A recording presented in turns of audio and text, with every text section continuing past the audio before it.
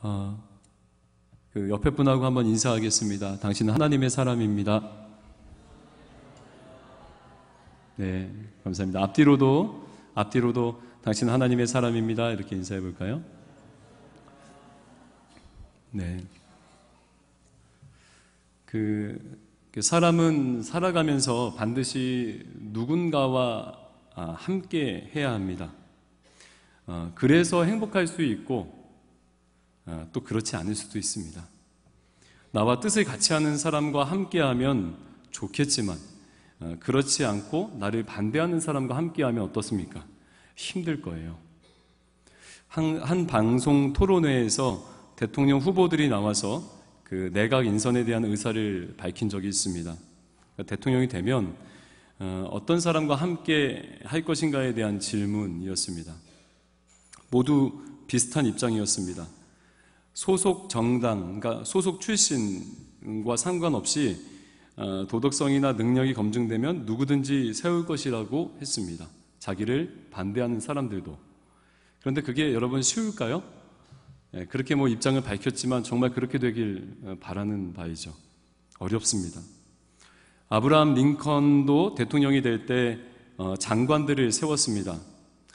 당시 스탠턴이라고 하는 그 사람이 있었는데 그 사람은 유독 그 링컨을 반대하고 공격했습니다. 링컨의 출신지까지 들먹이면서 시골 촌놈이라고 놀리기까지 했습니다. 그런데 링컨은 그 스탠턴이라는 사람을 육군 장관에 임명했습니다. 사람들은 어떻게 자신에 대해 악담을 퍼붓는 사람을 장관에 임명할 수 있냐며 의아해했지만 링컨은 이렇게 말했습니다. 스탠턴은 나에게 아무런 도움이 되지 않지만 국가에는 도움이 되는 사람입니다 라고 하며 임명했습니다. 스탠턴은 장관으로 있는 동안에 온 힘을 다해 링컨을 돕는 사람이 되었습니다. 링컨은 자신을 향해 악의를 품은 사람에게 악으로 갚지 않았습니다. 그렇죠. 오히려 선으로 대해주고 품어주었습니다. 그렇게 위대한 리더였습니다. 여러분, 오늘 본문에도 자신을 반대하는 사람을 선대한 위대한 지도자가 한 명 나옵니다. 다윗이죠. 광기 어린 사울 왕은 계속 그 다윗을 추격합니다. 어느 날 다윗이 엔게디라는 곳에 있다는 소식을 우연히 듣게 되고 군사 3,000명을 데리고 그 광야로 출정하게 되죠. 엔게디에 도착한 사울 왕은 그날 아침에 이제 화장실을 못 갔는지 속이 안 좋은지 뒤를 보러 동굴 안에 들어가게 됩니다. 그런데 마침 그 동굴 속에 다윗과 사람들이 숨어 있었던 것이죠. 자, 3절을 한번 같이 읽어볼까요? 죄송한데 볼륨 조금만 더 낮춰주시면 좋을 것 같은데요. 3절 한번 같이 읽어보겠습니다. 3절 시작. 길가 양의 우리에 이른즉 굴이 있는지라 사울이 뒤를 보러 들어가니라. 다윗과 그의 사람들이 그 굴 깊은 곳에 있더니. 여러분, 다윗에게는 절호의 기회입니다. 진짜. 그러니까 여러분, 볼일을 보면 칼을 차고 옷을 입고 보는 건 아니죠. 무방비 상태일 것입니다. 그래서 쥐도 새도 모르게 사울을 죽일 수 있는 아주 좋은 기회가 지금 다윗에게 찾아온 것입니다. 함께 있던 다윗의 참모들도 드디어 하나님이 원수를 넘기신 거라면서 다윗을 부추겼습니다. 그러나 우리가 잘 알고 있듯이 다윗은 사울을 죽이지 않습니다. 그저 사울 옷자락만 칼로 베었습니다. 그런데 다윗은 이 사울의 옷자락을 벤 것조차 마음에 찔려 괴로워하며 이렇게 말합니다. 6절에서 7절인데요. 같이 한번 읽겠습니다. 시작. 자기 사람들에게 이르되 내가 손을 들어 여호와의 기름 부음을 받은 내 주를 치는 것은 여호와께서 금하시는 것이니 그는 여호와의 기름 부음을 받은 자가 됨이니라 하고 다윗이 이 말로 자기 사람들을 금하여 사울을 해하지 못하게 하니라. 사울이 일어나 굴에서 나가 자기 길을 가니라. 사울 왕은 하나님께서 기름 부어 세운 왕이기 때문에 다윗이 죽이지 않겠다는 것입니다. 그리고 다윗은 자신의 사람들에게도 사울을 해하지 못하도록 그렇게 금했습니다. 여러분, 지금 이 다윗의 행동, 이 결정, 여러분 이해가 가십니까? 상식적으로 이해가 가세요? 제가 저희 동생과 어머니가 양평에서 아주 예쁜 기독 수양관을 운영하고 있습니다. 사역을 하고 있습니다. 수양관을 이용하는 그 교회들의 이야기를 들어보면 성숙한 교회도 있고 그렇지 않은 교회들도 있습니다. 지금 저희 청년부가 수가 많아져가지고 저희 이제 못 가게 돼서 좀 아쉽긴 한데 그래도 지금도 계속 교회들이 오고 있고 이제 여러 교회들의 이야기를 듣곤 합니다. 재작년인가요? 수양시설을 이용하고 어느 교회가, 모 교회가 숙박비를 자기 마음대로 계산해서 내고 간 교회가 있었습니다. 그것도 2번이나. 아마 그 전도사님이 교회니까 헌금 조금만 하면 되겠지라고 생각했던 모양이에요. 정해진 금액이 있는데. 그래서 이제 알아보니까 그 교회가 재정이 아주 넉넉한 저희 교회의 몇 배나 되는 큰 교회였습니다. 정말 화가 났습니다. 아니, 세상 사람들도 지키는 상식적인 일을 교회라는 명목하에 그렇게 안 지킬 수가 있나? 도대체 누군지, 제 가족이라서 그런지 굉장히 화가 나더라고요. 달려가고 싶었습니다.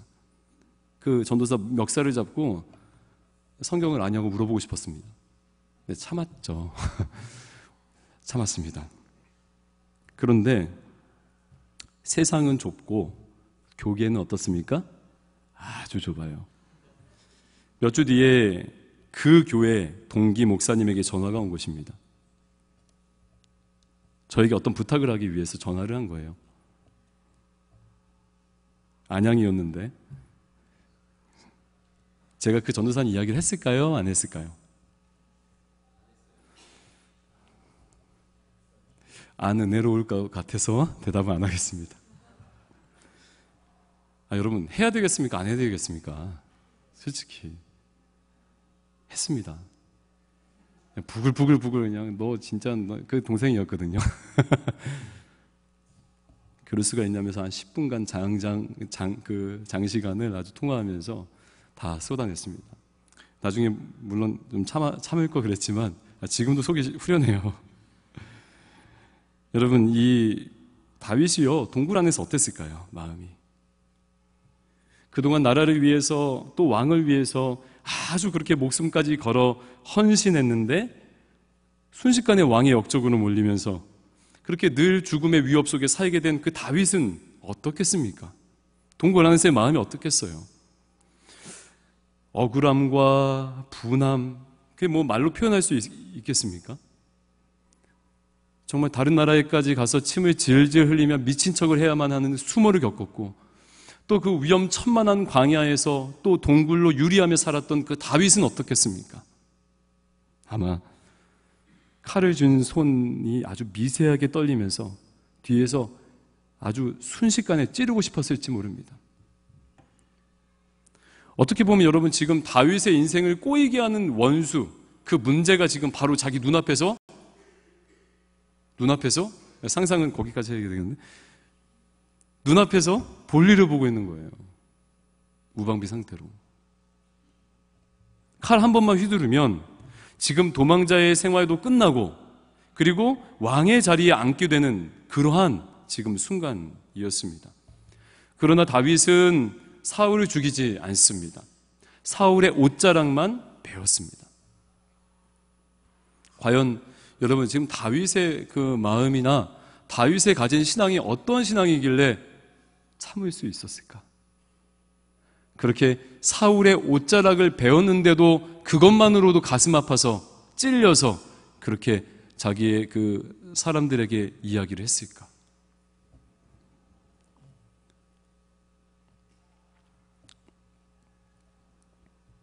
우리는 이렇게 생각할 수 있습니다. 다윗의 사람들이나 우리는 이 본문을 보면서 야, 하나님께서 드디어 좋은 기회를 주셨구나. 정말 그렇죠. 이런 우연은 없습니다. 게다가 볼일을 보려면 무장을 다 해제해야 되는데 이거야말로 하나님께서 선하게 인도하신 것이구나라고 이거야말로 응답이구나라고 우리는 생각할 수 있습니다. 실제 참모들은 그렇게 생각한 거예요. 야, 이제 고생 끝이고 행복 시작이다. 이제 동굴 생활 끝이고 이제 왕궁 생활의 시작이다. 야, 이런 것이 바로 고진감래구나 라고 하면서 충분히 그렇게 생각하고 그 사울을 없앨 수 있던 것이죠. 그러나 다윗에게는 원수 갚음이나 형통한 삶보다 더 중요한 것이 하나가 더 있었습니다. 그것이 뭘까요? 6절입니다. 이거 한번 같이 읽어보겠어요? 자, 6절입니다. 시작. 자기 사람들에게 이르되 내가 손에 들어 여호와의 기름 부음을 받은 내 줄을 치는 것은 여호와께서 금하시는 것이니 그는 여호와의 기름 부음을 받은 자가 됨이니라 하고, 다윗은 사울이 기름 부음을 받은 왕이기 때문에 건들지 않겠다고 지금 말하는 것입니다. 머리에 기름 붓는 것은 왕이나 선지자를 임명할 때 하는 예식으로 어떤 뜻이 있냐면 하나님께서 거룩하게 구별하시다라는 뜻이 있는 거예요. 하나님께서 거룩하게 구별하셔서 하나님께서 세우시다라는 뜻이 있는 것이죠. 그러니까 쉽게 말해서 이런 것입니다. 하나님이 사울을 세우셨으니 하나님이 패하신다라는 얘기예요. 패하시는 것도 하나님이 하신다라는 그런 믿음이에요. 하나님 주권적인 신앙을 말하는 것입니다. 그래서 다윗은 아무리 사울이 원수이고 또 지금 처리하면 여러모로 편해져도 죽이지 않는 것입니다. 왜요? 하나님이 주인이라는 그러한 그의 인식 가운데 있는 신앙 때문에 그렇습니다. 하나님께서 인생과 되어지는 그 모든 일의 주인이다. 그가 다스리고 그가 하신다라는 그러한 하나님 주권적인 신앙이 있었기 때문에 그가 죽이지 않았던 것입니다. 여러분, 다윗은 이 도망자의 생활을 얼른 접고 여러분 이 이스라엘을 더 부강하게 이끌고 싶지 않았겠습니까? 당장 그 고난스러운 그런 어떤 광야 생활을 또 그 문제들을 벗어나고 싶지 않았겠어요? 그런 다윗은 하나님이 세운 왕을 자기의 힘으로 해하지 않았습니다. 무슨 말입니까? 다윗의 인생에 하나님께서 사울이라는 왕을 세우셨는데 그 왕이 아무리 고난스러워도 그 왕을 통해 자기의 인생에 하실 일이 있다고 다윗은 믿은 거예요. 자기가 직접 지금 죽이지 않아도, 그래서 지금 계속 그 고난이 이어질지라도 하나님께서 허락하신 왕, 하나님께서 기름 부으신 왕이기 때문에 그 왕을 통해 다윗의 인생에 하나님이 하실 일이 있다고 다윗은 믿은 것이죠. 이것이 바로 우리가 배워야 될 신앙이라는 거예요. 여러분, 하나님은 어떤 분이십니까? 초월적인 분입니다. 능력과 지혜가 충만하시고 무한하신 분이죠. 능치 못하심이 없는 아주 능력이 많은 그런 분이십니다. 그러나 동시에 어떤 분이세요? 주권자입니다. 하나님이 하나님 뜻대로 이 세상을 다스리고 이끌어 가시는 것이죠. 두 가지가 균형을 이루어야 합니다. 하나님이 그냥 전능하신 분이라고만 믿으면 어떻습니까? 우리는 그 전능한 능력을 이용하고자 하는 그런 기복적인 신앙으로 전락하는 것이죠. 그는 전능하신 분이지만 그분이 허락한 이 상황, 이 문제, 거기에 내게 순종하겠습니다. 왜? 하나님의 뜻이 있기 때문에 라고 우리가 균형을 갖춰야 된다는 이야기예요. 신앙에 있어서. 그래서 참된 신앙은 무엇이냐? 초월적인 하나님을 믿으면서 동시에 주권자이신 하나님의 뜻에 순종하며 사는 것. 할렐루야. 그래서 사무엘이 이렇게 사울에게 이야기한 바가 있습니다. 15장 22절에 사무엘이 이르되 여호와께서 번제와 다른 제사를 그의 목소리를 청종하는 것을 좋아하심같이 좋아하시겠나이까? 순종이 제사보다 낫고 듣는 것이 순양의 기름보다 나으니 라고 한 것이죠. 번제보다 듣는 것이 낫다는 것입니다. 형식적인 신앙 행위, 번제, 그 번제로 초월적인 하나님을 이용하는 것보다 주권자이신 하나님의 말씀을 듣고 순종하는 것이 더 진짜다라는 이야기죠. 지금 다윗이 그렇게 하나님을 신앙하고 있는 것입니다. 동굴 속에서요. 골리앗을 이기게 하신 하나님이 함께 하는데도 다윗은 광야로, 산으로, 들로, 동굴로 유리하만 했습니다. 주어진 상황에 순종하며 그는 정말 피난처가 누구신지 알게 된 것이에요. 하나님. 하나님의 주권을 인정하며 그 다윗의 신앙은 점점 자라나고 있는 것입니다. 사랑하는 성도 여러분, 오늘 다윗이 자기의 손으로 사울을 죽이지 않고 그대로 고난을 자처한 것을 여러분 기억하시길 축복합니다. 하나님께서 주인이십니다. 여호와는 죽이기도 하시고 살리기도 하시며 가난하게도 하시고 부하게도 하십니다. 하나님이 세우신 사울, 또 하나님이 허락한 관계, 사람들, 그리고 하나님이 있게 한 그곳, 그 교회, 거기서 여러분 겸손과 인내로 견뎌내며 주권자이신 하나님께 순종하는 그러한 신앙인 되시길 주의 이름으로 축원드립니다. 아멘. 그렇게 되면 우리의 삶에서 오늘 다윗처럼 성숙의 열매, 지금 다윗은 왕으로 빚어져 가고 있는 것이거든요.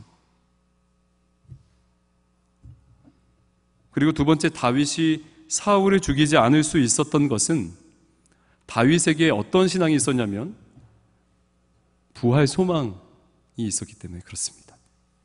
소망. 사울이 시기하면서 다윗의 상황은 계속 좋지 않았는데, 그래서 다른 나라까지 망명하고 동굴에 숨어 지냈죠. 그러나 여러분, 성경을 자세히 보면요, 성경은 계속 다윗이 왕이 될 것이라는 것을 증거합니다. 여러분 기억하시는지 모르겠습니다. 그 가드 왕 아기스에게 갔을 때 신하들이 이렇게 이야기했습니다. 다윗에게 그 땅의 왕 다윗이 아니니까 라고 했습니다. 다른 나라 신하들로부터 벌써 이스라엘의 왕으로 인정받고 있었던 것이죠. 그리고 또 블레셋 공격을 받은 그일라 사람들, 그 그일라 사람들도 사울이 아니라 누구에게 요청했죠? 다윗에게 요청을 했습니다. 구원 요청을 했습니다.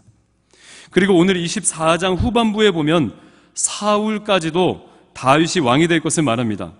20절에 보라, 나는 네가 반드시 왕이 될 것을 알고 이스라엘 나라가 내 손에 견고히 설 것을 아노니 라고 했습니다.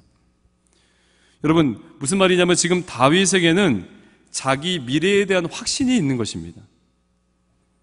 이미 전에 다윗은 사무엘 선지자에게 기름 부음을 받았기 때문이죠. 하나님께 기름 부음 받은 거예요. 그래서 앞으로 사울의 나라는 쇠퇴하고 자기의 나라, 자신의 나라는 강성하게 될 것을 다윗은 알고 있었습니다. 그저 때가 되지 않았던 것이죠. 그래서 지금 다윗은 사울을 죽이지 않을 수 있는 그 여유가 있는 것이에요. 자기가 애써 왕의 자리를 탐하고 자기의 힘으로 앉으려고 하지 않았던 것입니다. 사울은 보세요, 지금 얼마나 애써서 자기의 왕좌를 지금 지키려고 하고 있습니까? 그죠? 자기의 힘으로. 다윗은 지금 그렇게 하고 있지 않아요.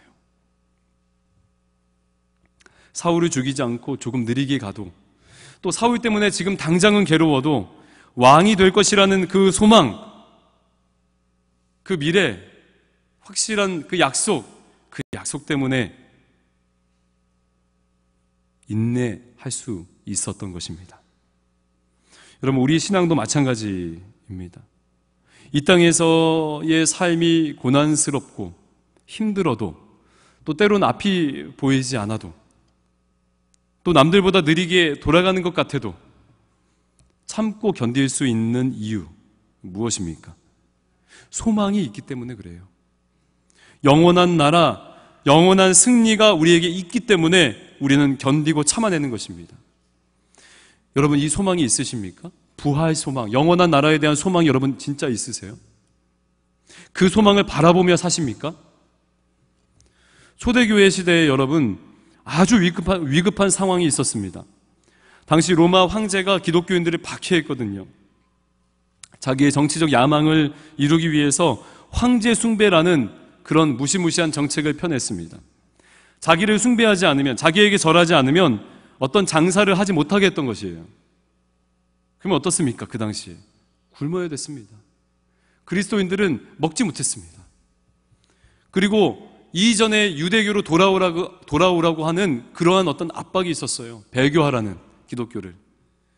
만일 유대교로 돌아오지 않으면 유대 사회에서 너네는 불이익을 당하게 될 거야 라고 하면서 그렇게 불이익을 줬습니다. 그렇게 그리스도인들이 아주 애매한 고난을 당했어요. 게다가 로마 재건 시에 화재가 발생합니다. 대화재 사건이 발생해요.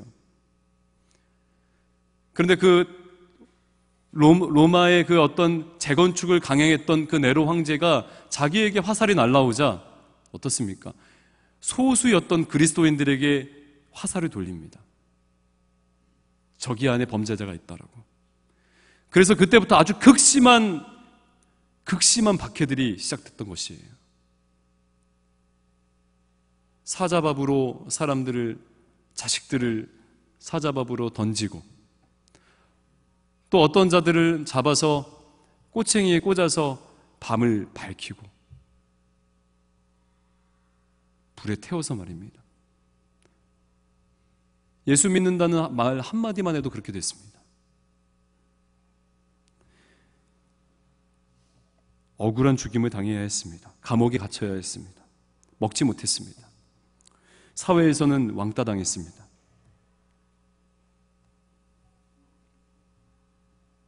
이런 상황에서 히브리서 기자가 그런 극심한 박해 가운데 있는 그리스도인들에게 이렇게 편지합니다. 히브리서 12장 2절, 믿음의 주요 또 온전하게 하시는 이인 예수를 바라보자. 그는 그 앞에 있는 기쁨을 위하여 십자가를 참으사 부끄러움을 개의치 아니하시더니 하나님 보좌 우편에 앉으셨느니라. 지금 당장에 둘러싼 문제에 집착하지 말고 그리스도를 바라보라라고 하는 것이죠. 생명이 되고 소망이 되신 우리를 구원하실 그 그리스도를 바라보라라고 하는 것입니다. 믿음의 주요 온전하게 하시는, 우리를 이 고난의 구덩이에서, 핍박의 구덩이에서 건져낼 그 그리스도를 바라보라라고 하는 것입니다. 예수님도 자기 앞에 있는 십자가보다 십자가 그 너머에 있는 소망을 바라보셨다라고 기자는 이야기하는 것이죠. 여러분, 사도 바울이 로마에 있는 교회 성도들에게 이렇게 이야기했습니다. 다만 이뿐 아니라 우리가 환난 중에도 즐거워하나니 이는 환난은 인내를, 인내는 연단을, 연단은 소망을 이루는 줄 알미로다 라고 했습니다. 어려운 환난 중에서도 기뻐할 수 있는 것은 그 이유는 간단합니다. 정말 극심한 고난 가운데서도 우리가 웃을 수 있는 것은 여러분 단 한 가지 이유예요. 내 안에 분노와 억울함과 복수로 들끓어도 내가 견딜 수 있고 인내할 수 있는 이유는 하나예요. 하나. 소망 때문에 그렇습니다. 소망이 있고 소망을 볼 수 있기 때문에 그렇습니다. 1900년도 우리나라에 큰 부흥이 있었죠. 그래서 우리 기독교계에서는 역사적인 해입니다. 1900년도 초. 그러나 동시에 비극적인 해이기도 합니다. 고종 황제가 퇴위하고 순종이 즉위하면서 실제 나라의 주권을 빼앗겼거든요. 1907년을 기점으로 독립운동을 했던 많은 사람들이 어때요? 변절했습니다. 대표적인 사람이 윤치호입니다. 1911년 독립운동을 탄압하기 위해 신민의 회원 105명을 집단으로 체포한 사건이 발생하죠. 그 중에 일본의 압박으로 변절했던 사람이 누구냐면 바로 윤치호죠. 윤치호. 사실 그 사람은 독립운동에 아주 열심히 했던 지도자였거든요. 누구보다도 앞장섰던 사람이었습니다. 그러나 배신했습니다. 그렇게 한일 합방이 되고 그 어간에 많은 사람들이 그와 함께 변절하게 됩니다. 여러분, 왜 그렇게 많은 그 사람들이 독립운동을 했던 많은 투사들이 왜 순식간에 그렇게 조국을 등지고 변절했을까요? 그렇게 열심히 앞장섰던 그 앞에 섰던 사람들이 왜 변절했을까요? 암살이라고 하는 영화, 그 영화의 마지막 장면이 기억나십니까? 친일파로 변절한 그 이정재가 마지막 처단되는 그 아주 사이다 같은 장면 기억하세요? 네, 기억해요. 그때 이정재가 총에 맞아 죽으면서 배신한 이유를 말하는데 뭐라고 했냐면 이렇게 말했습니다. 광복이 될 줄 몰랐다. 나라가 독립될 줄 몰랐다는 이야기죠. 변절한 사람들의 그 변절 이유가 대부분 같습니다. 나라가 독립될 줄, 광복될 줄 몰랐다. 열심히 나라를 위해 헌신하다가도 소망을 잃어버리면 마음이 변하게 되는 것이에요. 여러분, 우리가 소망을 늘 바라보고 붙들어야 되는 이유입니다.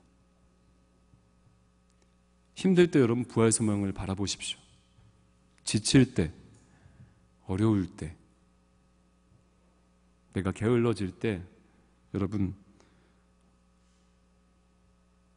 그 영원한 나라, 영원한 승리를 생각하십시오.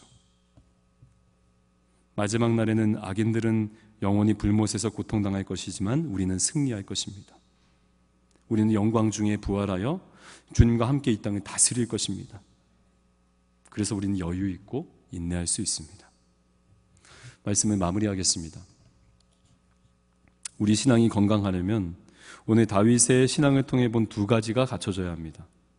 하나님 주권적인 신앙, 그리고 미래적인 소망. 하나님 주권적인 신앙에 대한 이해가 부족하면 기복주의로 빠지기가 쉽습니다. 조금은 삶이 어렵고 안 풀리면 아니 내게 왜 이런 어려움이 있냐며 다른 복을 찾아 떠나기 쉽상입니다. 이리저리 말입니다. 그리고 소망이 없는 사람들은 어떻습니까? 현실에 집착하죠. 영원한 나라, 영원한 승리에 대한 소망이 없는 사람들은 현실에 집착합니다. 이 생의 자랑에 목숨을 걸어요. 그러다 환란이 오면 조금 흔들리면 어때요? 넘어지죠. 그것이 소망 없는 자들의 특징입니다.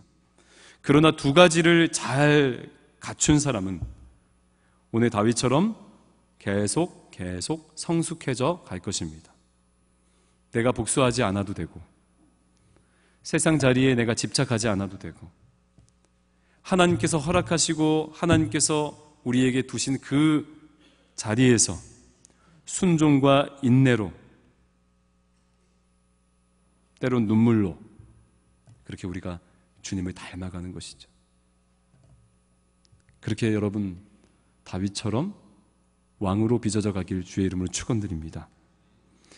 여러분 지금 여러분들의 삶의 자리가 바로 그 자리입니다. 다윗인 동굴이에요. 여러분들 앞에 선택할 수 있습니다. 하나님의 주권에 맡길 것이냐 아니면 내가 생각하는 효율성을 극대화할 것이냐.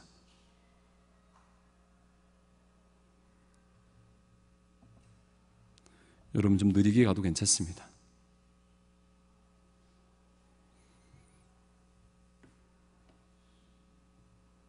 조금 고난스러워도 조금 힘들어도 여러분 괜찮습니다.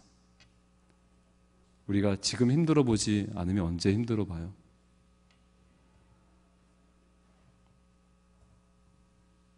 그러나 잘못 가면 안 됩니다.